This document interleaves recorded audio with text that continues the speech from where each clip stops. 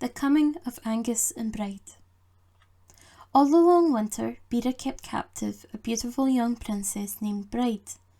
She was jealous of Bride's beauty and gave her ragged clothing to wear and put her to work among the servants in the kitchen of her mountain castle, where the girl had to perform the meanest tasks. Bera scolded her continually, finding fault with everything she did, and Bride's life was made very wretched. One day, Bera gave the princess a brown fleece and said, "You must wash this fleece in the running stream until it is pure white." Bride took the fleece and went outside the castle and began to wash it in a pool below a waterfall. All day long she laboured at the pool, but to no purpose. She found it impossible to wash the brown colour out of the wool. When evening came on, Bera scolded the girl and said, "You are a useless hussy. The fleece is as brown as when I gave it to you." Bride protested, "All day long I have washed it in the pool below the waterfall of the Red Rock." "Tomorrow you shall wash it again," said Bera, "and if you do not wash it white, you will go on washing on the next day, and on every day after that. Now be gone, and do as I bid you." It was a sorrowful time for Bride. Day after day she washed the fleece, and it seemed to her that if she went on washing until the world came to an end, the brown wool would never become white. One morning she went on with her washing. A grey-bearded old man came near. He took pity on the princess, who wept bitter tears over her work, and spoke to her, saying, "Who are you, and why do you sorrow?" The princess replied, "My name is Bride. I am the captive of Queen Bera, and she has ordered me to wash this brown fleece until it is white. Alas, it cannot be done." "I am sorry for you," said the old man. "Who are you, and where do you come from?" asked Bride. "My name is Father Winter," the old man told her. "Give me the fleece, and I shall make it white for you." Bride gave Father Winter the brown fleece, and when he had shaken it 3 times, it turned white as snow. The heart of Bride was immediately filled with joy, and she exclaimed, "Dear Father Winter, you are very kind. You have saved me much labour and taken away my sorrow." Father Winter handed the fleece back to the princess, and with one hand she took it. Then he said, "Take also what I hold in my other hand." And as he spoke, he gave her a bunch of pure white snowdrops. The eyes of Bride sparkled with joy to behold them. Father Winter said, "If Bera scolds you, give her these flowers, and if she asks where you found them, tell her that they sprang from the green rustling fir woods. Tell her also that the cress is springing up on the banks of streams, and that the new grass has begun to shoot up in the fields." Having spoken thus, Father Winter bade the princess farewell and turned away. Bride returned to the mountain castle and laid the white fleece at Bera's feet, but the old queen scarcely looked at it. Her gaze was fixed on the snowdrops that Bride carried. "Where did you find these flowers?" Bera asked with sudden anger. Bride said, "The snowdrops are now growing in the green rustling fir woods, and the cress is springing up on the banks of streams, and the new grass is beginning to shoot up in the fields." "Evil are the tidings you bring me," Bera cried. "Begone from my sight." Bride turned away, but not in sorrow. A new joy had entered her heart, for she knew that the wild winter season was going past, and that the reign of Queen Bera would soon come to an end. Meanwhile, Bera summoned her 8 hag servants and spoke to them, saying, "Ride to the north and ride to the south, ride to the east and ride to the west, and I will ride forth also. Smite the world with frost and tempest, so that no flower may bloom and no grass blade survive. I am waging war against all growth."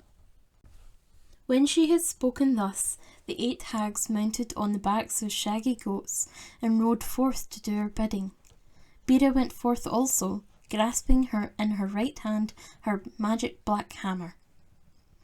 On the night of that very day, a great tempest lashed the ocean to fury and brought terror to every corner of the land. Now the reason why Bera kept Bride a prisoner was because her fairest and dearest son, whose name was Angus the Ever-Young, had fallen in love with her. He was called the Ever-Young because age never came near him, and all winter long he lived on the green isle of the west, which is also called the Land of Youth. Angus first beheld Bride in a dream, and when he awoke he spoke to the king of the Green Isle, saying, "Last night I dreamed a dream, and I saw a beautiful princess whom I love. Tears fell from her eyes, and I spoke to an old man who stood near her, and said, 'Why does this maiden weep?' The old man replied, 'She weeps because she is kept captive by Bera, who treats her with great cruelty.' I looked again at the princess and said, 'Fain would I set her free.' Then I awoke. Tell me, sire, who is this princess, and where shall I find her?" The king of the Green Isle answered Angus, saying, "The fair princess whom you saw is Bride, and in the days when you will be king of summer, she will be your queen. Of this your mother, Queen Bera, has full knowledge, and it is her wish to keep you away from Bride, so that her own reign may be prolonged. Tarry here, O Angus, until the flowers begin to bloom and the grass begins to grow. Then you shall set free the beautiful Princess Bride." Said Angus, "Fain would I go forth at once to search for her." "February, the wolf month, has now come," the king said. "Uncertain is the temper of the wolf." Angus replied, "I shall cast a spell on the sea and a spell on the land, and borrow for February 3 days for August." He did as he said he would do. He borrowed 3 days from August, and the ocean slumbered peacefully while the sun shone brightly over mountain and glen. Then Angus mounted his white steed and rode eastward to Scotland, over the Isles and over the Minch, and he reached the Grampians when dawn was breaking. He was clad in raiment of shining gold, and from his shoulders hung his royal robe of crimson, which the wind uplifted and spread out in gleaming splendour athwart the sky. An aged bard looked eastward, and when he beheld the fair Angus, he lifted up his harp and sang a song of welcome, and the birds in the forest sang with him. And this is how he sang. "Angus hath come, the young, the fair, the blue-eyed god with golden hair, the god who to the world doth bring this morn the promise of the spring, who moves the birds to song ere yet he hath awakened the violet, or the soft primrose on the steep, while buds are laid in leaden sleep, and white snows wrap the hills serene, ere glows the lark's vivid green. Through the brown woods and bare, all hail Angus, and may thy will prevail. He comes, he goes, and far and wide he searches for the Princess Bride." Up and down the land went Angus, but he could not find Bride anywhere. The fair princess beheld him in a dream, however, and knew that he longed to set her free. When she awoke, she shed tears of joy, and on the place where her tears fell there sprang up violets, and they were as blue as her beautiful eyes.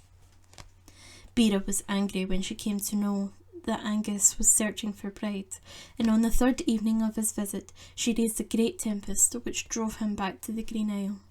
But he returned again and again, and at length he discovered the castle in which the princess was kept a prisoner. Then came a day when Angus met Bride in a forest near the castle.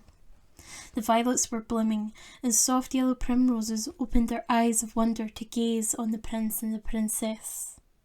When they spoke to one another, the birds raised their sweet voices in song, and the sun shone fair and bright. Said Angus, "Beautiful princess, I beheld you in a dream weeping tears of sorrow." Bride said, "Mighty prince, I beheld you in a dream riding over bens and through glens in beauty and power." Said Angus, I have come to rescue you from Queen Bera, who has kept you all winter long in captivity. Bride said, To me this day is a day of great joy. Said Angus, It will be a day of great joy to all mankind ever after. That is why the first day of spring, on the day on which Angus found the princess, is called Bride's Day. Throughout the forest came a fair company of fairy ladies, who hailed Bride as queen and bade her welcome to Angus. Then the fairy queen waved her wand and Bride was transformed. As swiftly as the bright sun springs out from behind a dark cloud, shedding beauty all round, so swiftly did Bride appear in a new splendour. Instead of ragged clothing, she now wore a white robe adorned with spangles of shining silver. Over her heart gleamed a star-like crystal, pure as her thoughts and bright as the joy that Angus brought her. This gem is called the Guiding Star of Bride. Her golden brown hair, which hung down to her waist in gleaming curls, was decked with fair spring flowers, snowdrops and daisies and primroses and violets. Blue were her eyes, and her face had the redness and whiteness of the wild rose of peerless beauty and tender grace. In her right hand she carried a white wand entwined with golden cornstalks, and in her left a golden horn, which is called the Horn of Plenty. The linnet was the first forest bird that hailed Bride in her beauty, and the fairy queen said, Ever after this you shall be called the Bird of Bride. On the seashore the first bird that chirped with joy was the oyster catcher, and the fairy queen said, Ever after this you shall be called the Page of Bride. Then the fairy queen led Angus and Bride to her green-roofed underground palace in the midst of the forest. As they went forward, they came to a river which was covered with ice. Bride put her fingers on the ice, and the ice hag shrieked and fled. A great feast was held in the palace of the fairy queen, and it was the marriage feast of Bride, for Angus and she were wed. The fairies danced and sang with joy, and all the world was moved to dance and sing with them. This was how the first festival of Bride came to be. Spring has come, the shepherds cried, and they drove their flocks onto the moors, where they counted and blessed. Spring has come, chattered the raven, and flew off to find moss for her nest. The rook heard and followed after, and the wild duck rose from amidst the reeds, crying, Spring has come. Bride came forth from the fairy palace with Angus, and waved her hand while Angus repeated magic spells. Then greater growth was given to the grass, and all the world hailed Angus and Bride as king and queen. Although they were not beheld by mankind, yet their presence was felt throughout Scotland. Bera was wroth when she came to know that Angus had found Bride. She seized her magic hammer and smote the ground increasingly until it was frozen hard as iron again, so hard that no herb or blade of grass could continue to live upon its surface. Terrible was her wrath when she beheld the grass growing. She knew well that when the grass flourished and Angus and Bride were married, her authority would pass away. It was her desire to keep her throne as long as possible. Bride is married, hail to Bride, sang the birds. Angus is married, hail to Angus. Bera heard the songs of the birds and called to her hag servants. Ride north and ride south, ride east and ride west. Wage war against Angus. I shall ride forth also. Her servants mounted their shaggy goats and rode forth to do her bidding. Bera mounted a black steed and set out in pursuit of Angus. She rode fast and she rode hard. Black clouds swept over the sky as she rode on, until at length she came to the forest in which the fairy queen had her dwelling. All the fairies fled in terror into their green mound, and the doors were shut. Angus looked up and beheld Bera drawing nigh. He leapt on the back of his white steed and lifted his young bride into the saddle in front of him and fled away with her. Angus rode westwards over the hills and over the valleys and over the sea, and Bera pursued him. There is a rocky ravine on the island of Tree, and Bera's black steed jumped across it while pursuing the white steed of Angus. The hoofs of the black steed made a gash in the rocks, and to this day the ravine is called the Horse's Leap. Angus escaped to the Green Isle of the West, and there he passed happy days with Bride. But he longed to return to Scotland and reign as King of Summer. Again and again he crossed the sea, and each time he reached the land of glens and bens, the sun broke forth in the brightness, and the birds sang merrily to welcome him. Bera raised storm after storm to drive him away. First she called on the wind named the Whistle, which blew high and shrill, and brought down rapid showers of cold hailstones. It lasted for 3 days, and there was much sorrow and bitterness throughout the length and breadth of Scotland. Sheep and lambs were killed on the moors, and horses and cows perished also. Angus fled, but he returned soon again. The next wind that Bera raised to prolong her winter reign was the sharp-billed wind, which is also called go-bag. It lasted for 9 days, and all the land was pierced by it, for it pecked and bit in every nook and cranny like a sharp-billed bird. Angus returned, and Bera raised the eddy wind, which is called the sweeper. Its whirling gusts tore branches from the budding trees and bright flowers from their stalks. All the time it blew, Bera kept beating the ground with her magic hammer so as to keep the grass from growing, but her efforts were in vain. Spring smiled in beauty all around, and each time she turned away, wearied by her efforts, the sun sprang forth in splendour. The small modest primroses opened their petals, and in the sunshine, looking forth from cosy nooks that the wind, called Sweeper, was unable to reach. Angus fled, but he soon returned again. Bera was not yet, however, entirely without hope. Her efforts had brought disaster to mankind, and the weeks of leanness came on. Food became scarce. The fishermen were unable to venture to sea on account of Bera's tempests, and could not get fish. In the night time, Bera and her hags entered the dwellings of mankind and stole away their stores of food. It was, indeed, a sorrowful time.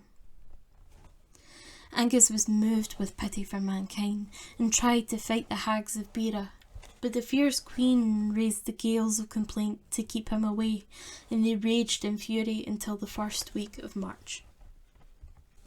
Horses and cattle died for want of food, because the fierce winds blew down stacks of fodder and scattered them over the lochs in the ocean.